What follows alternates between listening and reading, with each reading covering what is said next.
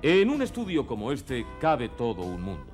Con poco más que una voz, un micrófono y la imaginación de los que escuchan, este estudio puede convertirse en campo de batalla, sala de conciertos o aula de debates apasionados.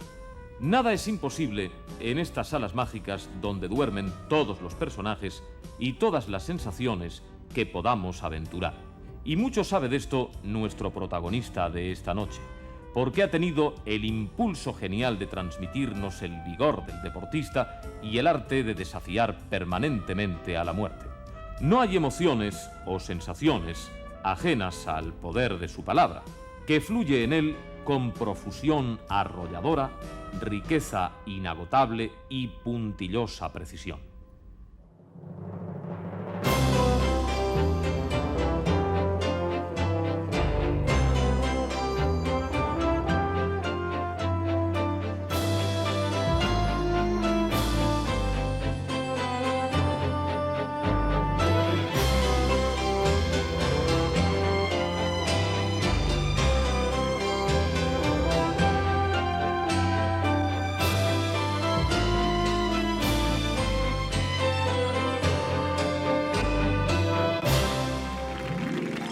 Esta noche, la vida de Matías Prats.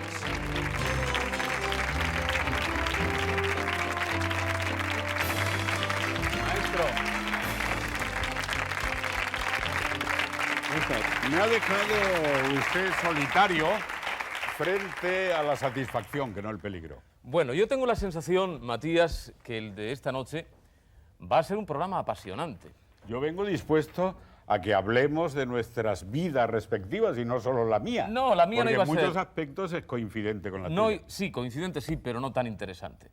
Decía que iba a ser un programa apasionante porque ninguna voz como la suya, Matías, para estimular en los españoles sus dos grandes pasiones, el fútbol y los toros, ¿no?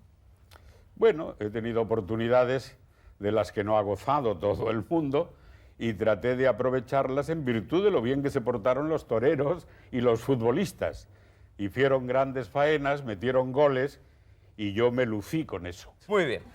Vamos a comenzar la narración de su vida diciendo que la radio era poco menos que una curiosidad científica cuando usted vino al mundo el día 4 de diciembre de 1913. Bueno, yo nunca he dicho la fecha, ¿eh? Bueno, pues yo sí. Yo ¿Esta es la primera vez entonces? Yo he dado referencias que pusieran a pensar, por lo menos, a quien tiene curiosidad por saber. Pero si solo han pasado 80 años, Matías. Pero hombre, si puede usted decir, yo nací el año en que tomó la alternativa Belmonte, es más bonito. Bueno, pues decimos eso. O digo, yo nací el año en que se retiró Machaquito. Eso también está bien. Y podemos añadir que sus padres eran unos modestos labriegos de Villa del Río. No tan modestos porque podían... Porque fíjate, de pequeño yo era un lujo antes de caer en la deficiencia física en que ahora me encuentro. Pero ahí tienes esos 5 hijos de pequeños y luego ya de mayores. Desgraciadamente falta Pepe, más joven que yo, que se fue para siempre. Decíamos que nació usted en Villa del Río, en la provincia de Córdoba, y que sus padres, como usted apuntaba, en efecto tuvieron 5 hijos. Usted fue el segundo. Y su futuro no debía haber sido muy diferente al de cualquier otro muchacho de aquella época y de su edad. Los Prats son de ascendencia catalana, si hemos de juzgar por su apellido, ¿no? El bisabuelo era de Reus. Era Matías Prats, el segundo apellido también era muy catalán, pero como era un segundón, de acuerdo con el derecho del hereu, se fue a establecerse en la provincia de Córdoba. Y allí estuvo establecido en relación con las industrias catalanas productoras de paños y mantas para el campo y capotes para los sufridos labradores a quienes les pillaba una tormenta en medio de un descampado.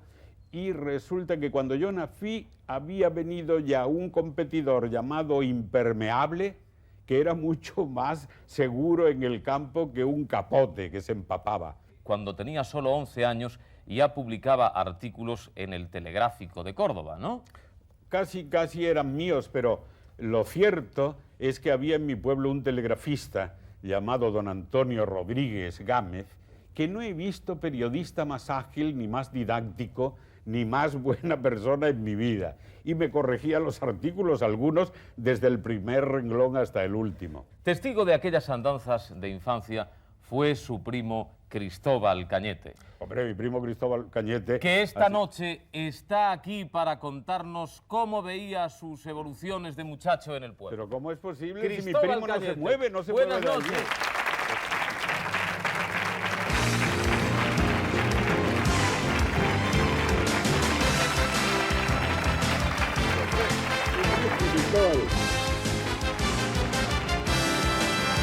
Pero bueno, qué sorpresa. ¿Cómo está usted? Qué sorpresa. Me imagino, señor Cañete, que en el pueblo a Matías ya le tenían entonces por un niño prodigio, o poco menos, ¿no?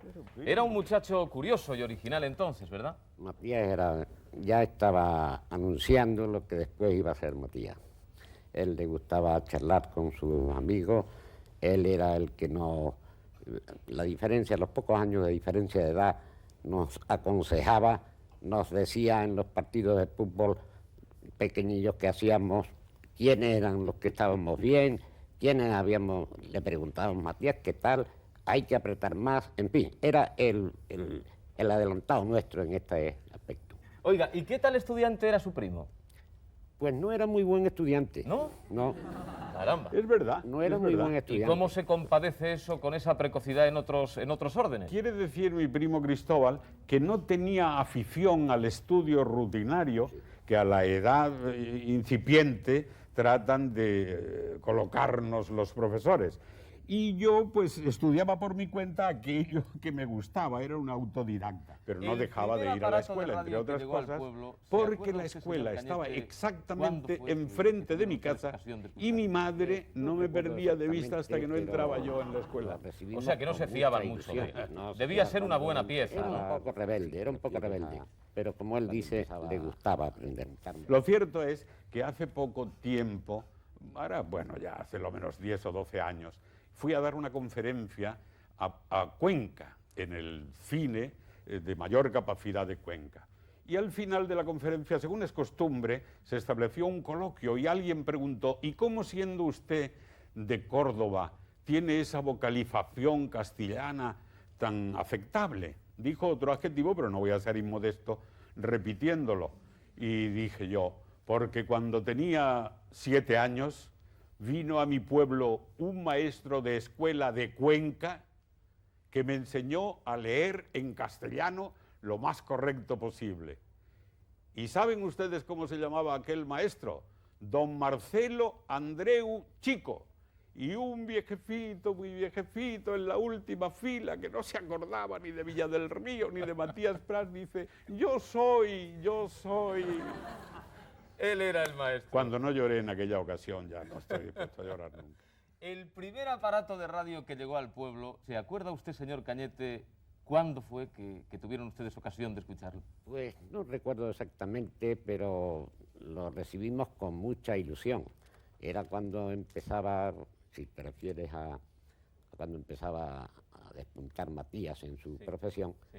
Y estábamos todos encantados de escuchar al primo Matías. Pero antes cuando supongo que empezaba. debió haber algún aparato de radio en el pueblo, ¿no? Él Sí. es más joven Bueno, que yo, Cristóbal sí. es más joven Y que nos yo. llevamos Y lo cierto es que fuimos una vez a casa del alcalde, don Rafael Castro, ¿te acuerdas?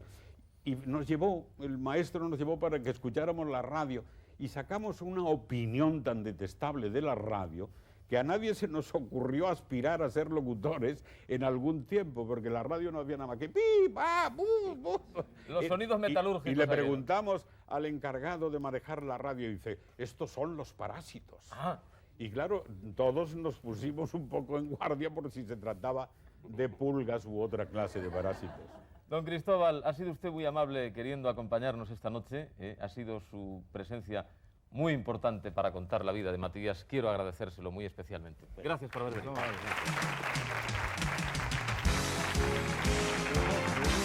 Hasta pronto.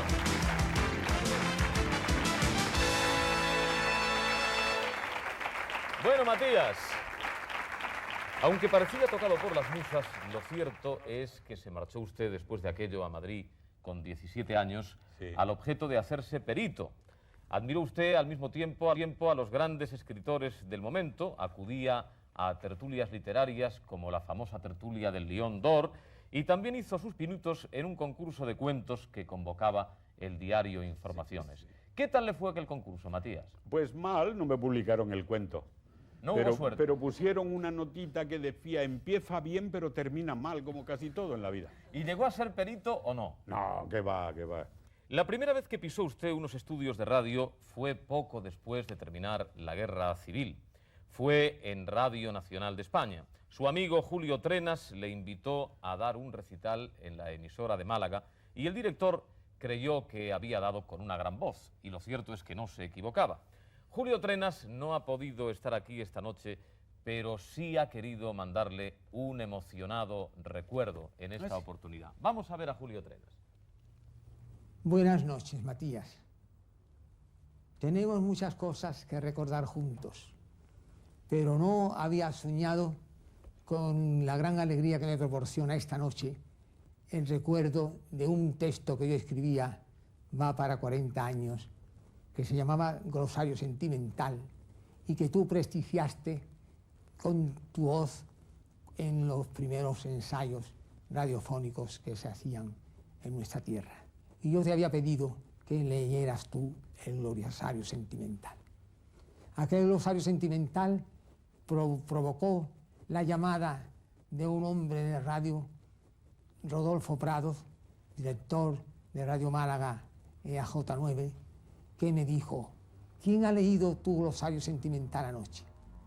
Es una voz maravillosa, es una voz que no se ha escuchado nunca en la radio, de esta calidad, de este timbre, de esta penetrabilidad. Y yo quiero esta noche acordarme de tu Puente de los Gitanos, los poemas que tú traías escritos, los poemas que hacían de Matías Prats, un poeta que acabaría siendo el inventor de la radio moderna, el inventor de las retransmisiones, el inventor de todo lo que se puede encerrar en el prodigio radiofónico.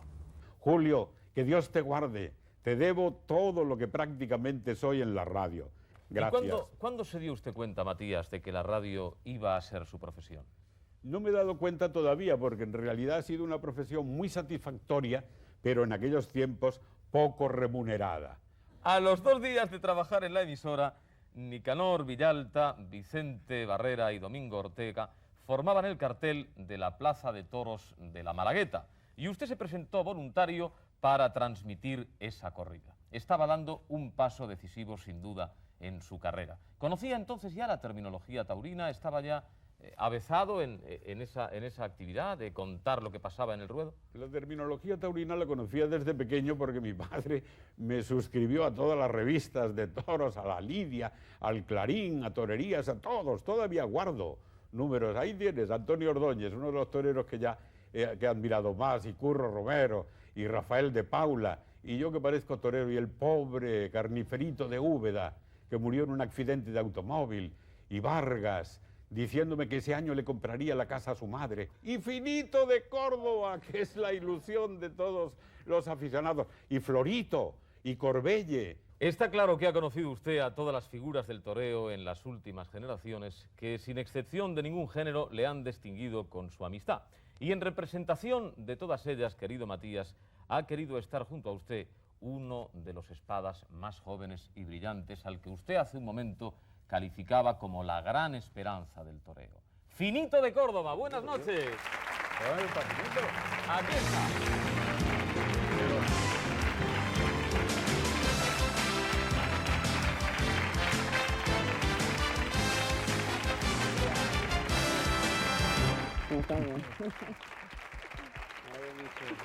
Enhorabuena.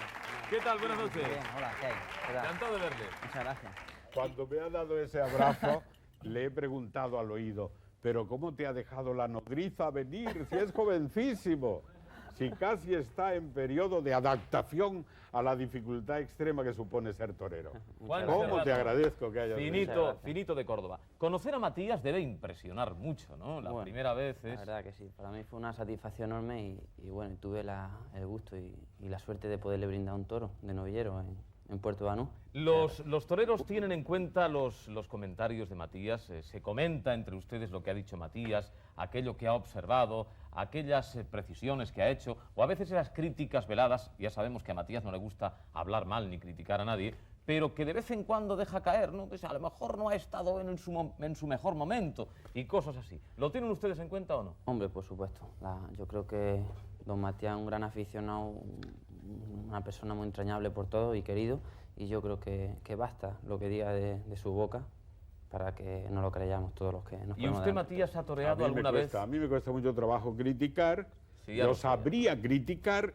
pero como sé lo que duele el ser criticado en una profesión en la que el primero, como en todas las profesiones, que quiere quedar bien, es el actor, pues yo prefiero ser narrador y echarle la culpa al suelo, al sol que le dio en la cara en el momento de desplegar el capote, en el estado físico o anímico, que era inevitable porque todos tenemos alternativas de euforia, de mal humor, incluso de dejadez. Pero yo he toreado, si es eso lo que me ibas a preguntar, he toreado en la Plaza de Madrid. En la Plaza de Madrid, nada En la menos. Plaza de Madrid, Y con éxito seguramente, no, ¿no?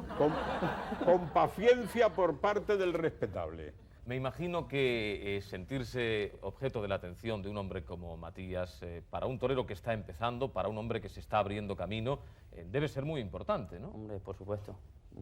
No cabe duda que un hombre de esta categoría confíe en mí, pues me llena de moral y de ilusión y para afrontar pues toda mi carrera, que aún tengo por delante, y salir a la plaza con esa ilusión y con las ganas de darlo todo, ¿no? Juan Serrano, Finito de Córdoba, muchas gracias por haber estado aquí esta noche. Hasta siempre. Adiós y gracias. Vamos a seguir con su vida. Su acierto en las transmisiones taurinas le abrió las puertas de los estadios y un Málaga-Betis de segunda división fue su primer contacto profesional con el fútbol. ¿Quién fue el que estimuló en usted la inquietud de transmitir el fútbol también? El director de Radio Nacional de España en Málaga, don Salvador Rueda. Matías, ¿y cómo surgieron esas descripciones tan suyas? Por ejemplo, cuando decía en la posición teórica de medio volante o en el frontal de la línea media del área de castigo y todas esas cosas. Verá usted, como se dice, y a mí me horroriza cuando oigo a entrevistadores que dicen, Verá usted. o entrevistados que dicen, mire usted, verá usted, ojo, mire usted, y mire usted para arriba y mire usted para abajo. Yo es que tuve que aprenderlo porque era bonito y me daba la posibilidad de hacer turismo y me he recorrido el mundo con el tenis, con el fútbol, con el boxeo. Que el boxeo ha sido otra de mis actividades también. Sin duda. Muy importante. Pero el fútbol es el deporte universal por excelencia y el que me ha satisfecho más aprenderlo. Tuve que aprender entonces, no he conseguido del todo aprenderlo, pero hice aquel ensayo de narración gráfica de un partido de fútbol. ¿Y con tanto fútbol y tantos toros y tanto boxeo le quedaba tiempo para tener novia? Pero ¿cómo? No una sola. Ahora que no me escuchan, he tenido muchas novias porque todas lo han merecido. El noviazgo consiste en un periodo de admiración irreprimible hacia alguien que vale la pena querer y amar. La verdad es que su carrera en Málaga había tocado techo y alguien tenía que animarle a que se marchara a Madrid. Y esa fue Emilia Luque, su esposa y compañera desde hace 50 años. Emilia, posible. buenas noches. Pero ¿cómo ha venido? En otro avión.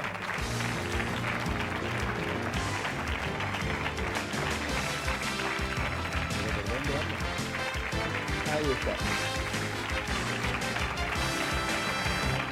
Señora, Buenas noches, Emilia. ¿Qué tal? Bien. ¿Recuerda cómo se conocieron ustedes? En Málaga, en la radio. Porque usted trabajaba también Sí. en Radio Nacional de España, ¿no?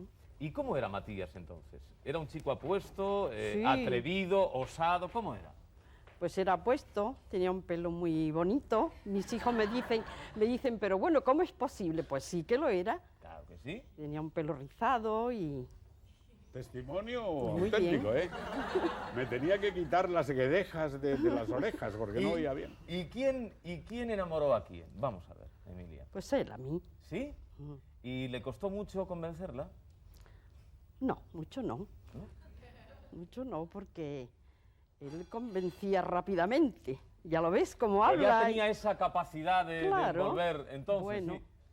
Lo cierto es que trabajábamos en la misma emisora, que ella estaba enfrente de mí, pero no enfrentada, el micrófono en medio, había pausas para la publicidad, ¿y a dónde ibas a mirar? ¿A dónde ibas a mirar? Sobre todo teniendo algo tan bonito, ¿verdad? Delante. ¿Eh? Es muy guapa ahora y Muchas lo era gracias, también pero entonces. ya no hay nada, ya no existe nada. ¿Cómo que no? Digo ¿Qué es lo yo, que no existe? Son muchos No, ella años. se refiere al atractivo de la juventud, Sí, sí, porque sí. todavía no nos hemos separado. ¿no? Naturalmente pero que claro, sí. me refiero Existe a el eso. riesgo todavía. ¿Y cómo se le declaró? Emilia, ¿cómo se le declaró Matías? ¿Qué le dijo? Eso hace tantos años que ya no me acuerdo. No me puedo creer que no se acuerde de la declaración que debió ser, vamos, de Bueno, antología. yo antes había hecho una declaración a una novia y se la leí a ella, pero no directamente. Yo creo que no le he hecho nunca una poesía a Emilia. Pero a aquella novia que tuve, novia inolvidable por otra parte, empezaba yo diciendo, la mujer de mis amores es linda como graciosa. Y en ese tono de utilizar las flores, los claveres y los jazmines, se desenvolvía toda la declaración amorosa en verso. Lo cierto es que Emilia fue quien le empujó a marchar a Madrid y en Madrid fue donde se le abrieron, lógicamente, las puertas del fútbol internacional. ¿Cuál fue, recuerda Matías, su primer partido con la selección española? Mi primer partido pasó desde tercera división, en que entonces estaba el Málaga, a un partido internacional de España-Portugal. Porque Enrique Mariñas, que fue mi maestro en materia de narración balompédica, me llamó e hicimos él un tiempo y yo otro. Me presenté en Lisboa, me cedió el puesto para que yo empezara narrando, hice yo el primer tiempo y él el segundo, y a él le debo por la asistencia que conmigo prodigó el haber quedado bien en aquella oportunidad. Lástima que se nos fue de nuestro lado Enrique, y cuánto le recordamos, y cuánto le añoramos a Enrique. Emilia, y con un hombre tan ocupado, ¿cómo se las componía usted para, bueno, pues para estar a su lado y para compartir una vida en su presencia? De vez en cuando lo veía, Muy de le tarde en tarde. contaba las cosas de los niños, del Como si se colegio, tratase los problemas. de unos amigos de por ahí, ¿no? Pues sí, Porque él estaba viajando constantemente. Constantemente. ¿Y usted eso cómo lo llevaba, Emilia? Bien. ¿Sí? sí, muy bien. ¿No se sentía celosa? Bueno, todo ha habido un poquito. ¿Le ha ¿eh? dado muchos celos, Matías? Tenía muchas admiradoras Sí, eso ya lo sé. y eso me producía... ¿Pero celos, ahí se claro. quedaba la cosa o...? Pues sí, ¿Sí? sí. Gracias, Emilia, por haberlo cuidado tantos años y por haberlo llevado a la plenitud Gracias a ti. a estos 80 por años. este Gracias, programa. Emilia. Muchas gracias. Adiós, Emilia. Hasta siempre. Hasta pronto, Emilia.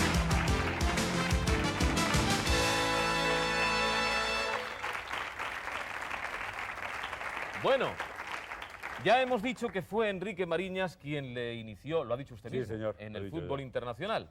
Y él no está entre nosotros, tristemente, pero hay alguien que sí está, que es su hijo, que recuerda todas aquellas cosas y que ha querido también sumarse a nuestro homenaje hacia usted esta noche, Matías. ¿Cuál de los muchos? Luis Mariñas, ahora mismo. Matías, un abrazo muy fuerte. Sabes perfectamente que me gustaría estar en estos momentos ahí contigo, pero también sabes tú lo que es este oficio, aquí rodeado de papeles, de teletipos, de historias todos los días. Y digo que sabes bien lo que es este oficio porque lo has vivido durante muchísimos años. Yo lo conozco, yo conozco un poco del mundo este del periodismo y lo conozco y he aprendido gracias a personas como tú, a personas como mi padre que me habéis enseñado lo poco, o lo mucho o lo regular que yo sepa de este trabajo. Pero me gustaría estar ahí contigo para recordar aquellos viajes, aquellas hazañas en los vuelos transatlánticos, en aviones de hélice, o recordar aquellas aventuras tan fantásticas y tan increíbles que contabais cada vez que viajabais por el mundo cuando nadie viajaba. Y me gustaría sobre todo mandarte un abrazo, mandarte un fuerte abrazo porque quisiera recordar y quiero personificar en ti lo que erais dos personas muy unidas como Enrique Mariñas y como Matías Prats, dos hombres de observación profunda, dos hombres finos y exactos en la expresión. Lo demuestras todos los días, Matías, amenos, cultos, dos personas que han hecho historia. Te admiro y te quiero, Matías, ya lo sabes. Te quiero, salvo cuando me obligas a buscar caracoles. No olvidaré jamás aquella tarde en que me tuviste durante no sé cuánto tiempo buscando esos odiosos animales para que después cocinarlos y comérselos. Matías, es lo único que me asusta de ti. Por lo demás, como bien sabes, te quiero. Un fuerte abrazo. Luis Mariñas, entrañable amigo. Yo que pensaba decir lo de los caracoles. Es que soy tan aficionado a los toros que cuando no dispongo de toros busco cositas con cuernos. Pues cuidado con eso, ¿eh? Pero no, caracoles, caracoles, nada más. Bueno. Pues el afianzamiento de Matías Prats ante los micrófonos coincidió con la época dorada de la radio. La única distracción que en aquellos momentos estaba también al alcance de todos los españoles. Las estrellas eran la voz y la palabra, y el favor del público se lo disputaban auténticos mitos de la comunicación. Entre ellos se contó alguien que nunca compartió el micrófono con Matías, a pesar de que lo intentó muchas veces, pero siempre lo intentó y hoy quiere rememorar aquellos días. José Luis Péquer, buenas noches.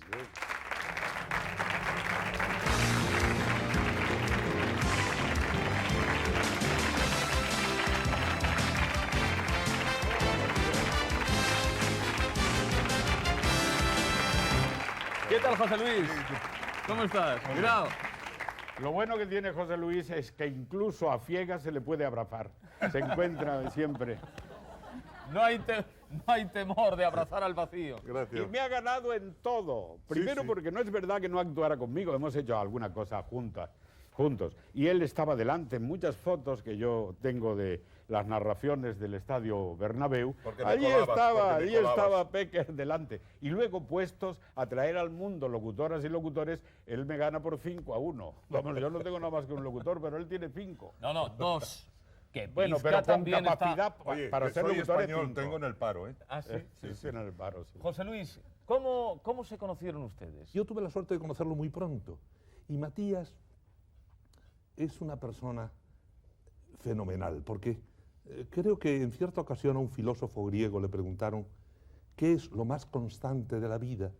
Y dijo la esperanza, porque es lo que nunca se pierde. Y lo más fácil, dar un consejo. Pues Matías siempre me ha dado consejos de esperanza. ¿Había mucha competencia entonces entre las estrellas de la radio? ¿O no tanta como ahora? Menos que ahora, porque no había tanto dinero, claro. Y además porque éramos muchos menos y además porque se respetaba al que tenía categoría. Sabíamos respetar. Tú sabes que una vez hicimos, Péquer y yo, un acto organizado por la Asociación de la Prensa hace 50 años y el número bomba era la elección de Miss no sé qué, de un barrio de Madrid. Y me tocó a mí hacerle la entrevista a la Miss Chamberí, o no sé, había 3 o 4 barrios de Madrid que optaban a la elección. Y una de las preguntas que le hice en aquel tiempo, imagínate lo que sería aquello, señorita, ¿usted tiene novio? Dice, sí. ¿Y no me podría decir su nombre para llamar la atención de los demás por la fortuna de su novio de tener una novia tan guapa? Y dice, no puedo decirle su nombre porque es casado y no quiero que se entere su mujer. Gracias, José Luis Péquer. Muchas gracias por estar aquí. Matías.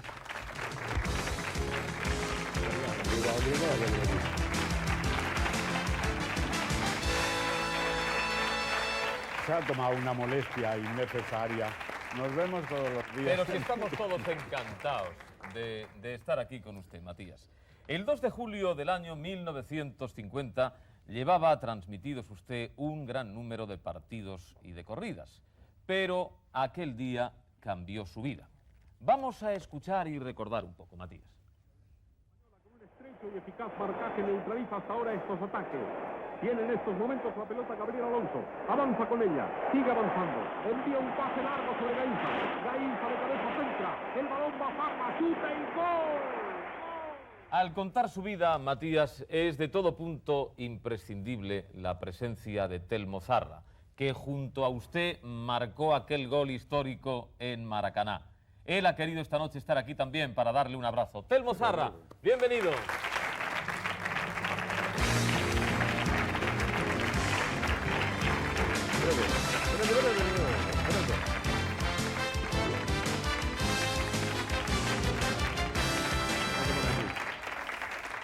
Hola, Zarra.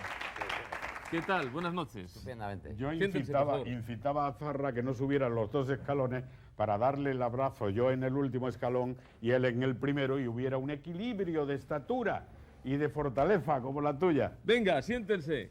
Si no hubiese contado Matías, cantado más que contado, para ser exactos, aquel gol suyo, difícilmente ese gol hubiera pasado a la historia, ¿no? Porque goles como aquel supongo que ha marcado usted muchos. Pues posiblemente. Yo he tenido mucha suerte en el fútbol porque he metido bastantes goles. Porque no jugaba yo solo, jugaba con otros 11 compañeros y demás. Y Matías aquel día, pues bien, yo creo que el gol aquí lo metí pues entre los dos. Pero como porque la jugada vino desde atrás, porque fue un balón que no se olvida nunca. No tocó ningún inglés, tocó la pelota. ¿Ninguno? Ninguno. Y mira que lo intentaron. Y cuando centró Gaiza, entre Matías y yo, pues cuando salía Willan a por el balón, le dijimos, ¿por dónde vas, chalao? Y le metimos al hierro. Pero muchos goles Pero como muy ese lo has suavemente. metido porque, no por la significación del gol ni por lo que a mí me supuso, sino que fue un gol atípico de Zarra. Nadie puede pensar, cuando oye hablar del gol de Zarra en Río de Janeiro, el día 2 de julio de 1950 a la 1:30 de la tarde hora local, fíjate bien, nadie puede pensar que no fuera de un testarazo o de que arrollara a todo el mundo hasta con la mayor habilidad que yo he visto en épocas posteriores a virtuosos del balón, hizo así, le pegó con la parte interior del pie. Me pegó el balón en el pie. No, estabas tú allí. Y muchos me discuten, pero ¿cómo dice usted que le pegó con el pie si fue un gol de cabeza? Todavía tengo que rectificar alguna Todavía vez. ayer me decían, ¿Sí? ¿ya recuerdas Es el curioso. cabezazo del gol de Inglaterra? Digo, hombre, no voy a recordar. A Telmo, No a digo Telmo que le no, porque llamaban es de Madrid. a la cabeza, dice, la mejor cabeza europea después de la de Churchill. Yo quería preguntarle a propósito de esto algo de lo que se ha hablado muchas veces y que a mí me gustaría contrastar ahora para saber si es o no es cierto. Se dice que en un determinado momento, cuando se produce la victoria española en Maracaná, usted suelta una frase rimbombante en el sentido de decir, caudillo de España, hemos derrotado a la pérfida Albión. ¿Eso es verdad, Matías? Hombre, si hubiera sido verdad me habrían condecorado, pero yo no lo dije. No lo dije. Y hay un testimonio fehaciente que lo recoge en un libro, y es García Candau, el director actual de AS, que es la fidelidad absoluta en todo cuanto a mi vida en acciones deportivas se respecta, y sabe muy bien que Matías Prats no dijo aquello. Yo estaba intentando sacar opiniones a los circunstantes y a un gran directivo de la asociación le pregunté y diría aquello que yo tampoco lo escuché, tal era la baraúnda que había a mi alrededor.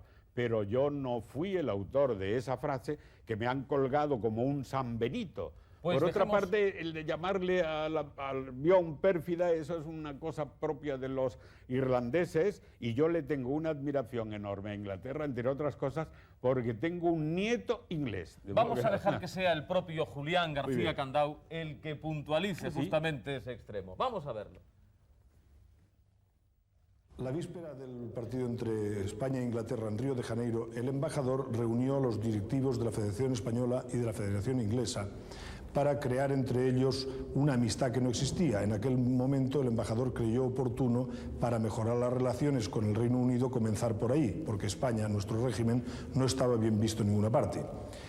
Esa noche, en la cena amigable, acordaron cenar al día siguiente otra vez en la embajada, ganara quien ganara. Se jugó el partido, Zarra le marcó el gol a Williams y al acabar Matías Prats le puso el micrófono al presidente de la Federación Española, Armando Muñoz Calero, que era un cardiólogo de prestigio y un hombre que había estado en la División Azul. Entusiasmado por el triunfo, dijo: al mejor caudillo del mundo, Excelencia, hemos vencido a la pérfida Albión. Posteriormente se fue a la embajada a la cena y comenzó a gastar bromas de si los ingleses serían capaces de acudir a cenar a pesar de la derrota. Lo que ocurrió es que los ingleses llegaron a la hora en punto marcada, pero ya sabían desde Madrid lo que había dicho el presidente de la Federación Española. Cenaron, no ocurrió nada, pero al regreso Armando Muñoz Calero fue destituido porque su frase no contribuyó a mejorar las relaciones de nuestro país con el exterior. Telmo Zarra, ustedes habrán contado lo del gol de Maracaná en público en un montón de ocasiones, ¿no? No será esta la primera. No, pues te puedes figurar, pues ya son muchísimos años los que han pasado desde el año 50 y hasta ahora, pues sí, ahí me recuerdan, pero cantidad de veces. Un gol... Y en Bilbao y por todos sitios donde vaya, el gol aquel, pues me lo cantan todos. Ahora, muchísimos de ellos me dicen, ¿ya recuerdas el cabezazo de Inglaterra, de Brasil y tal? Y claro, me río y... Claro, la gente, ¿qué hay pues, que ya hacer sabe, en ¿no? estos Algo casos? tienen que hablar y La algo mejor tienen consecuencia del gol de Zarra es que ese gol creó una amistad indisoluble que ahora tiene categoría filial. Raro es el día que no me llama Telmo o Carmenchu, a quien le llevarás un abrazo, o Elenita. Y somos Matías familia. y su familia, afortunadamente, desde luego cuentan como si fueran de la familia nuestra. Como ha quedado demostrado una vez más esta noche. Gracias, Telmo Zarra, por haber venido. Muchísimas gracias por estar aquí.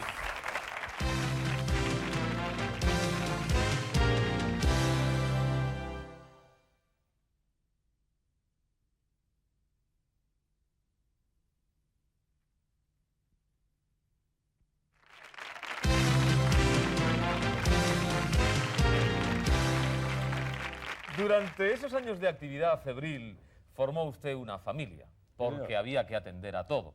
Y en 1946 nació su hijo Juan Jesús. En 1947 Carmen, a la que ustedes cariñosamente llaman Pizca. Pizca, sí. Y poco tiempo después, Matías. Eso sucedió, pues, algunos meses después de regresar usted del Mundial del Brasil, ¿no? Sí. Nadie mejor que Juan Jesús, que Carmen y que Matías para contarnos cómo es Matías Prats ejerciendo de padre. Vamos a dejar que entren los tres.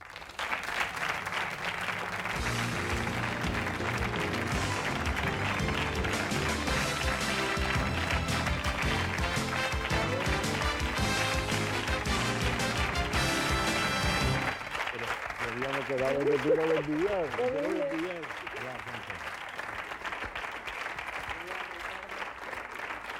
¿Cómo estás? Sentaos, poneros cómodos. Mateo, ¿qué pasa? Buenas noches. Buenas noches. ¿Qué tal, Juan Jesús? ¿Cómo es? El orden es de allí para acá. ¿eh? Sí, ya lo veo. Este es el Ricardo. ¿Cómo es Matías ejerciendo de padre? Pues... No diga la verdad. Menos mal que me has avisado. Lo que hemos ensayado, Juan Jesús, por favor. ¿Estaba mucho en casa? ¿Se ocupaba mucho de vosotros? ¿Cómo era? Lo primero para él ha sido siempre su profesión, pero ha encontrado tiempo para dedicárnoslo a nosotros y quedan los buenos recuerdos siempre, en ese sentido. Que ha sabido compaginar el trabajo con la dedicación a sus hijos, ¿no? Sí, sí, sí.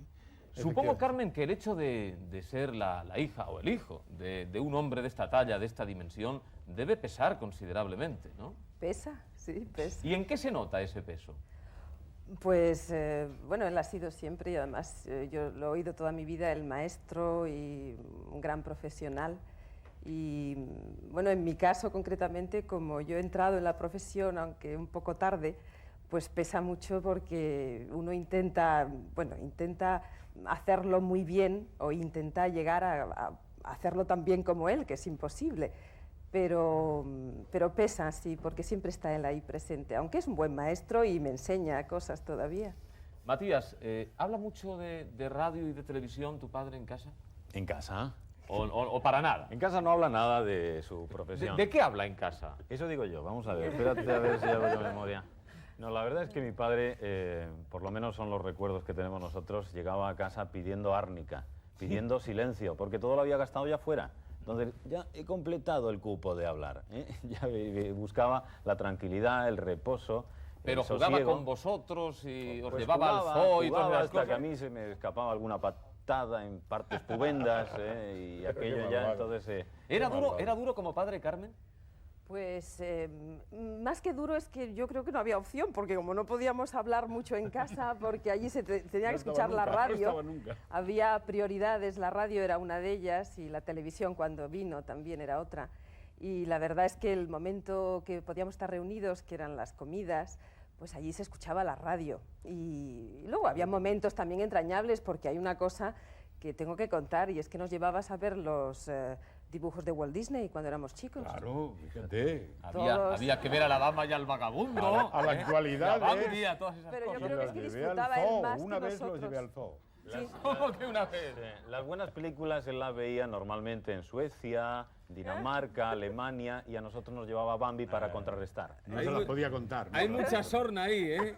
Estoy notando yo mucha sorna, No, Matías. si yo estoy admirado de que todavía no hayan descubierto la realidad de mi comportamiento. Lo cierto es que de unos años a esta parte, por lo menos yo, he conocido mucho mejor a mi padre y he podido hablar con él de manera más pausada y tranquila, ¿no? Juan Jesús, dicen que Matías Prats Cañete es un hombre particularmente generoso. ¿Eso es verdad? Pues sí, ciertamente. Está mal que yo lo diga, pero es que es así, porque al lado de su labor profesional durante toda su vida, ha tenido tiempo para dedicárselo a los demás, para atender necesidades de otras personas, para escuchar y para ayudar en lo posible a personas que estaban necesitadas. Y yo lo he visto desde chiquitito. Efectivamente. Él tenía un gesto de generosidad diario con nosotros. Y te voy a explicar cuál era. Llegaba a casa y lo primero que hacía era cambiarse y quitarse los pantalones. En fin, no se vayan a escandalizar, ¿eh? Pero se los cambiaba por otro. No, un momento. Se quitaba los pantalones y entonces cogía el pantalón de un pernil, después cogía el pantalón de otro pernil y al hacer este movimiento las monedas caían. Y el tintineo nos despertaba, íbamos allí como sabuesos en busca de los 2 reales, la peseta, el duro, los 5 duros ya no nos dejaba. ¿Entiendes lo que era aquello? Eso sí que nos dejaba limpiar un poquito el suelo del dormitorio. Matías, ¿es verdad que imitas a tu padre? Mira cómo se ríe Pizca. Amantísimo Ricardo Fernández Deu, ¿en qué cabeza mal pensante puede caber la posibilidad de que yo parodie a mi progenitor en su presencia? Está bien.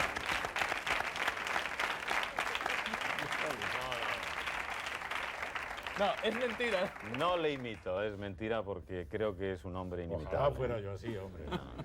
Muy bien. Gracias, Matías. Gracias, Carmen. Gracias, Juan Jesús, por haber querido estar aquí junto a vuestro padre, como por cierto lo estáis tan habitualmente. Gracias por haber venido esta noche. Muchas gracias. Hasta siempre. Bueno, Matías, te ha portado bien. Yo no sabía que venía.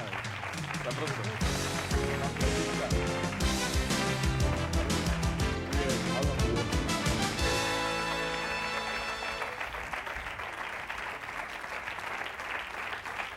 Qué gente, oye, no se han portado mal, ¿eh? Se portan muy bien, son buenos chicos. Han estado rozando la indiscreción, pero no se han portado mal. El fútbol le impidió a Matías Prats estar en casa más de lo que seguramente hubiera deseado. Viajó por todo el mundo y nunca faltó en su equipaje una almohada muy especial. ¿Se acuerda usted de esa almohada? ¿Pero cómo os habéis enterado de todo eso? Yo no lo cuento. Pues investigando, Matías. Como tú nos has enseñado tantas veces, investigando. Uno de los dolores más grandes, en un sentido lato, de cabeza, me los proporcionó el perder esa almohada. Primero dolor de corazón porque le tenía un cariño fenomenal. Y luego porque a mí me ayudaba a dormir reposada y tranquilamente. Y siempre se la llevaba en el Siempre, equipaje, ¿no? Ocupaba muy poco sitio porque incluso en un maletín podía comprimirse.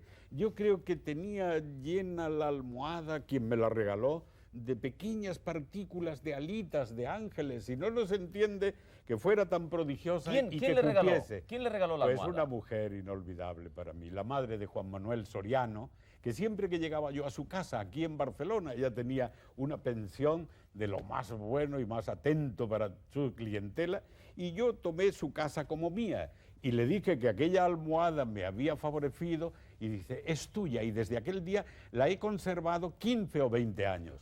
Pero un día en Turquía se me perdió. Esa gran voz, ese gran profesional de la radio, esa excelentísima persona que es Juan Manuel Soriano, también ha querido estar aquí esta noche. ¿Dónde está ese señor? Adelante, Juan Manuel.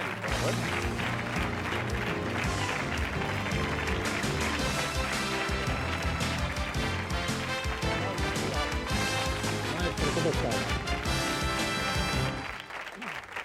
Me alegro mucho de verte. ¿Cómo está? Manuel, buenas noches. ¿Qué tal? Buenas noches. Gracias por estar aquí. Al contrario. 20 años que no lo veía. 20. Nos hicimos una foto Ya es tiempo, ¿eh? en la plaza de la Paja. Bueno, de la Paja, sí. En aquella en Madrid. época, Juan Manuel, había una mayor confraternización entre los profesionales de la radio, ¿no? Sí. Además, lo que ocurría con Matías, como ha dicho, él venía siempre a casa. Él se sentaba a la mesa en casa y se sentía en su propia casa con mi madre y conmigo.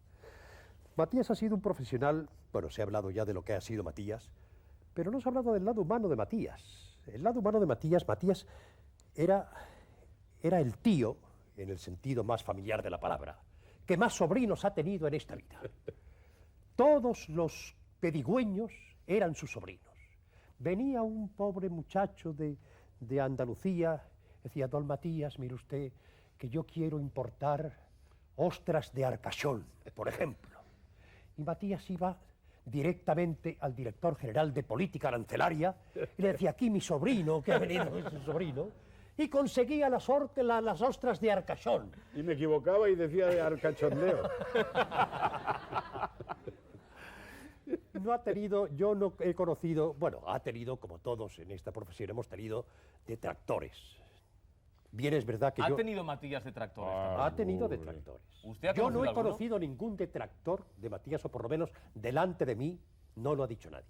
Esta noche hemos contado muchas cosas de su vida, Matías. Hemos explicado algunos de sus momentos más significativos. No hemos dicho, supongo que eso lo sabe ya todo el mundo, que es usted un ilustre periodista que ha cultivado su profesión con ahínco y con entusiasmos desde el primer día, que pertenece usted a varias reales academias de las letras y de las artes. Pero hay algo que a mí me gustaría contar, y es cómo consiguió usted superar ese acento andaluz tan característico, porque usted seseaba cuando empezó en la radio, y sin embargo consiguió... Seseo. ¿Todavía? Sí, todavía. ¿Por qué Pero no bueno. cuenta cómo dejó de hacerlo? Bueno, lo primero es recordar otra vez, como ya he hecho al principio, a don Marcelo Andreu Chico, aquel maestro conquense, paisano de tantos amigos míos, ilustres en el periodismo. Le contaba yo hace poco a Raúl del Pozo esta anécdota que ya conocía él, de cuando hablé en su pueblo y me preguntaron que quién me había enseñado a vocalizar, y dije yo, don Marcelo Andreu Chico, pero don Marcelo no pudo corregirme el defecto puramente físico de no saber, de no poder pronunciar la fe, para decir conciencia o faragofa, que es la feta, y yo utilicé pues una estratagema fonética que consiste en cambiar la fe de Córdoba, la fe con que se inicia la palabra Córdoba, por la F. Y digo Faragofa, conciencia, excelentísimo señor, gobernador civil, fenomenal comentarista, refiriéndome a ti, Ricardo, etcétera, etcétera. En vez de pronunciarlo con la fe, lo pronuncio con la F. Y eso ha sido una bendición del cielo para tantos y tantos colegas nuestros hispanoamericanos que vienen y al día siguiente ya están vocalizando en castellano. Si alguno de estos jóvenes periodistas algún día tiene alguna dificultad similar, pues ya saben qué es lo que tienen que hacer. Su excelencia. Su excelencia. Su excelencia. Ascensor, que decía. Yo eso se me ocurrió un día que estaba dando un diario hablado en el que había un nombramiento de 57 gobernadores civiles, ¿no? Y una vez decía civile, el civil, no sabía ya qué decir, hasta que metí la F, claro. Y ya quedó todo concienzudamente expresado. Matías, el señor hizo un molde, le puso por nombre Matías Prats, y aquí ha quedado hasta que se vaya. Y posiblemente el día en que abandonemos esta tierra, que Dios quiera que tarde mucho, el Señor yo creo que llamará a San Pedro y le dirá, dile a Matías que venga. Y Matías irá a ver al Señor. Y se pondrán a hablar y le dirá al Señor, Matías, cuéntame toda tu vida deportiva y taurina, que no me han contado porque la política ya lo sé por otros. Y empezará a hablar Matías y el señor se quedará boquiabierto y pasarán una tarde entrañable los dos, seguro. Gracias, Juan Manuel. Muchas gracias por haber estado aquí esta noche también. Adiós, Matías.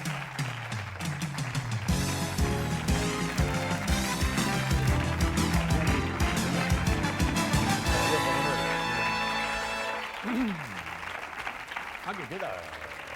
Bueno, en el año 1974 Matías Prats es nombrado director de Nota, donde su voz era compañera asidua de los noticiarios desde hacía ya muchos años, como ha quedado dicho. Para entonces, la historia de la radio y de la televisión en España ya no podía escribirse sin tenerla en cuenta.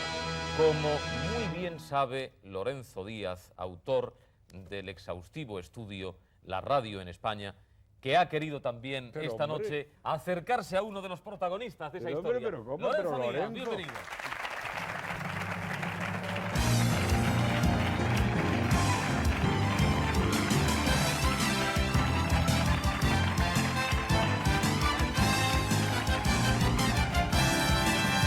¿Qué tal, Lorenzo? Encantado de estar aquí con el maestro. Gracias por haber venido.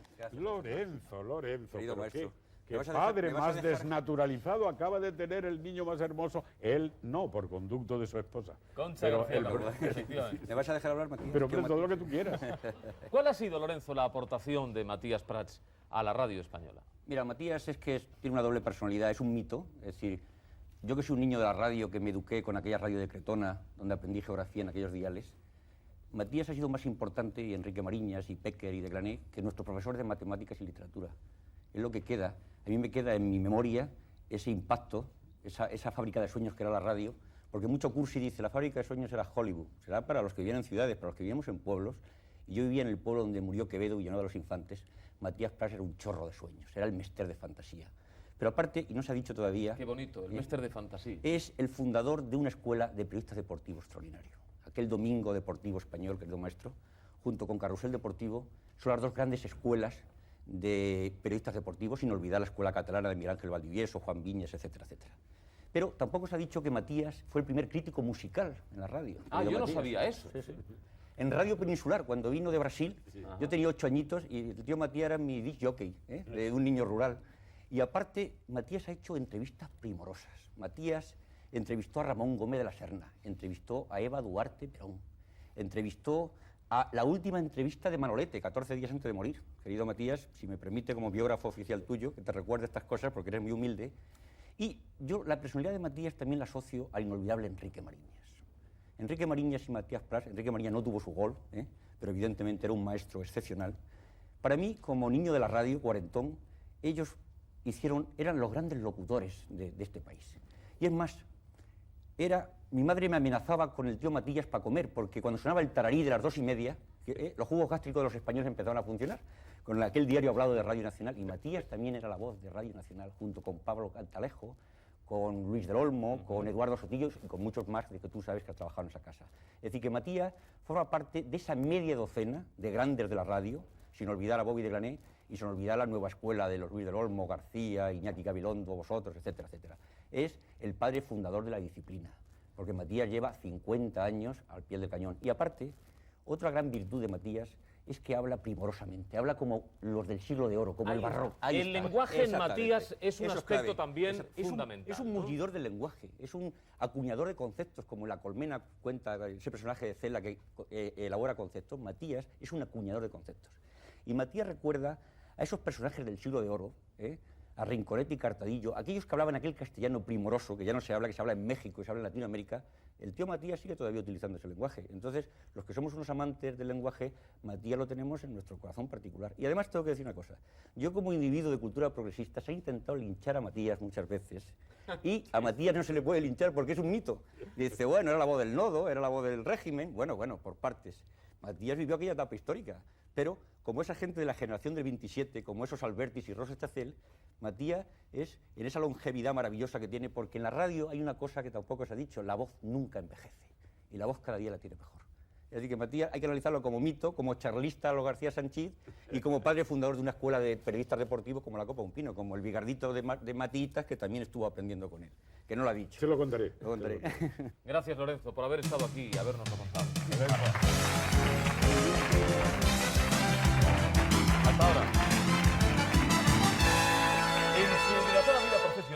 ha alcanzado con toda propiedad la categoría de maestro de varias generaciones de profesionales de la radio, como nos decía Lorenzo Díaz hace unos instantes. Sus aportaciones han hecho escuela y no es difícil dar con quienes se consideran discípulos suyos. Uno de ellos es, con toda seguridad, el primero de los periodistas deportivos de la radio española. Y esta noche tampoco podía faltar junto a usted, querido Matías, José María García.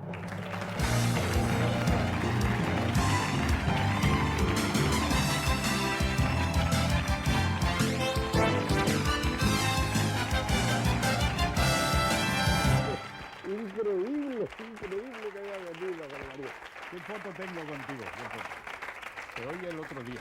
¿Qué hay, José María? Buenas noches. Buenas noches.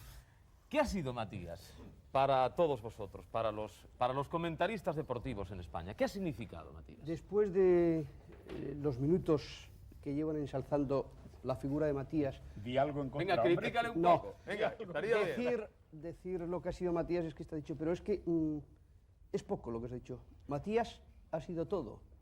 Y fíjate que a mí me separa de Matías todo un mundo. Y me separa todo un mundo, no un mundo en edad, no un mundo en circunstancias, sino un mundo en estilo periodístico.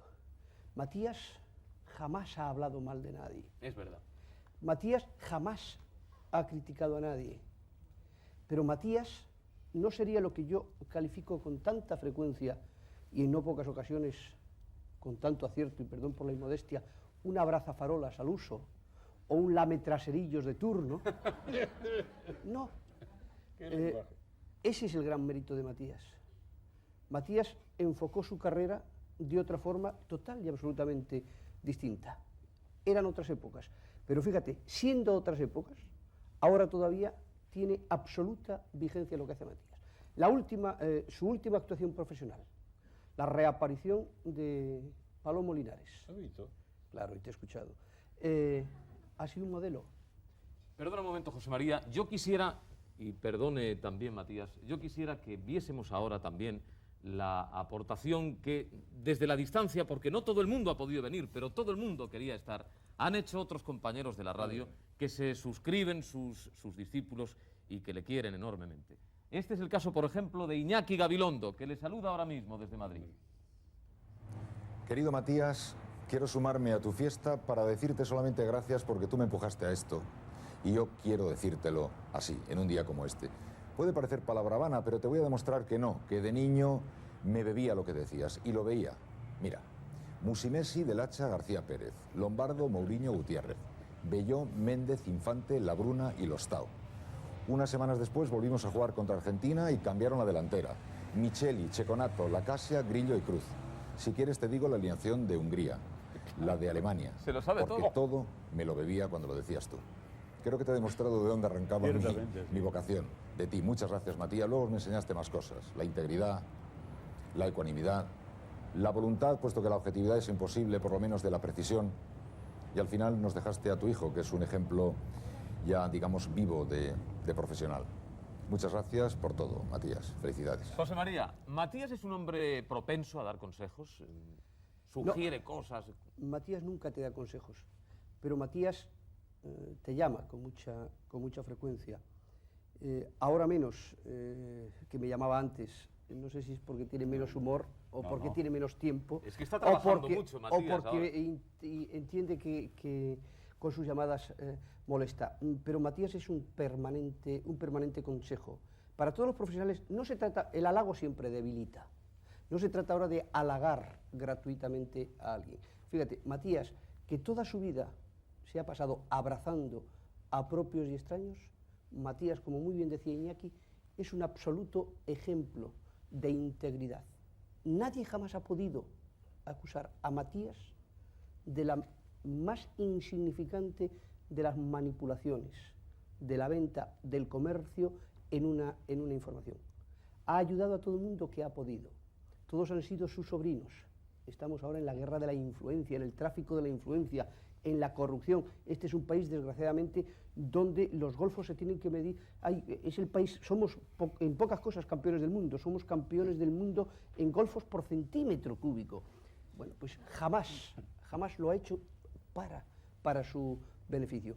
Un hombre que ha mandado en este país, un hombre que ha capitalizado la información en este país, todo tipo de informaciones, que ha sido un número uno en los partes, famosísimos partes diarios de Radio Nacional, en la información taurina, en la información deportiva, absolutamente en esas entrevistas antológicas. Y ha terminado el resto de su carrera en ejercicio profesional ligerísimo de equipaje económico. Fíjate, yo admiro a muy poca gente.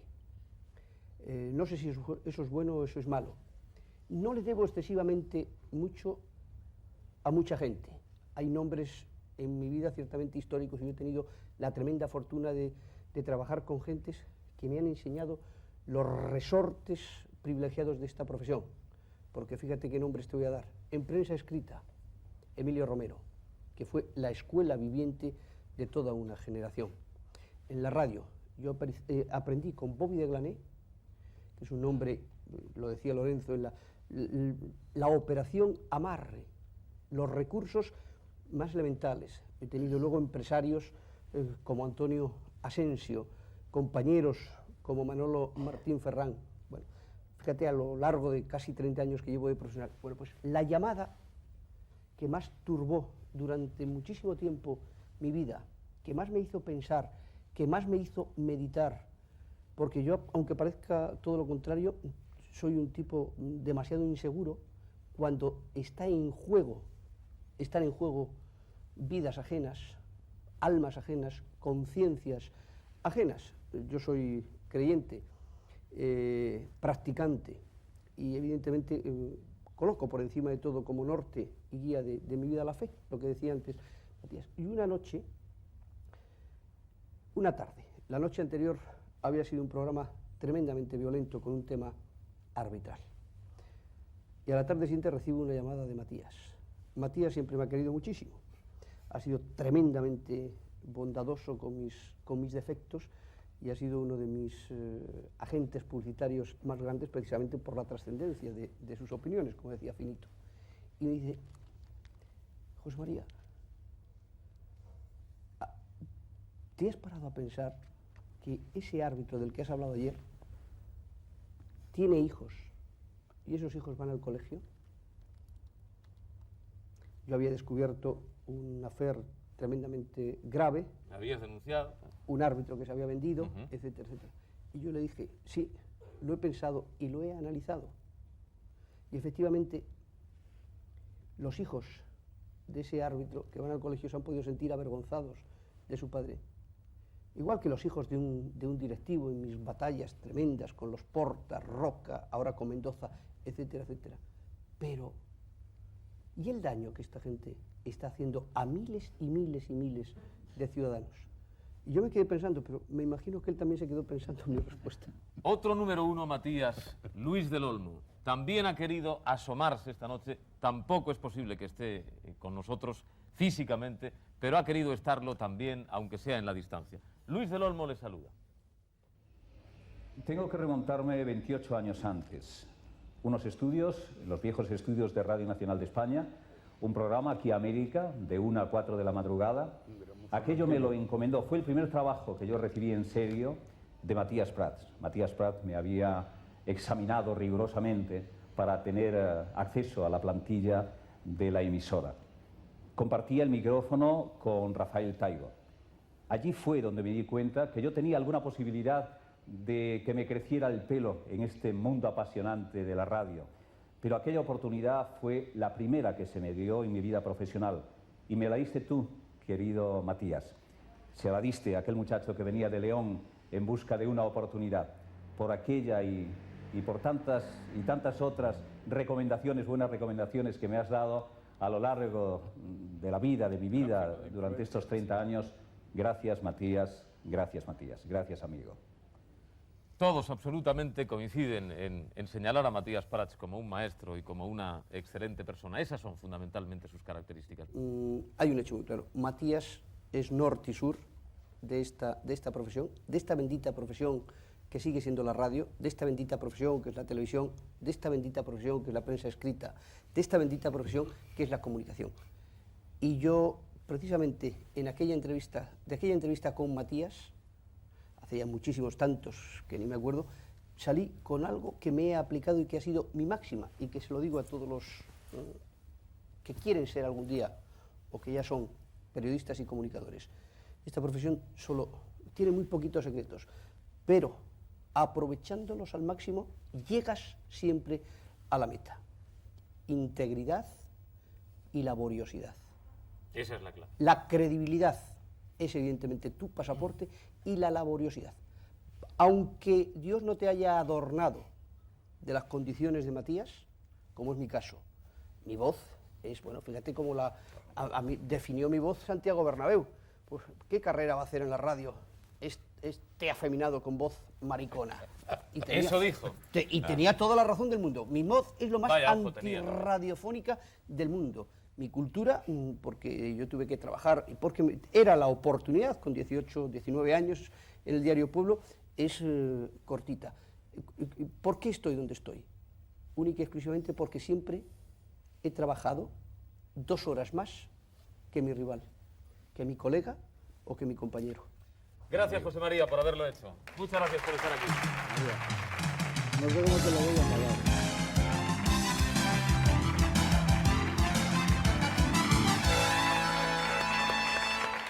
Qué elemento, el drama.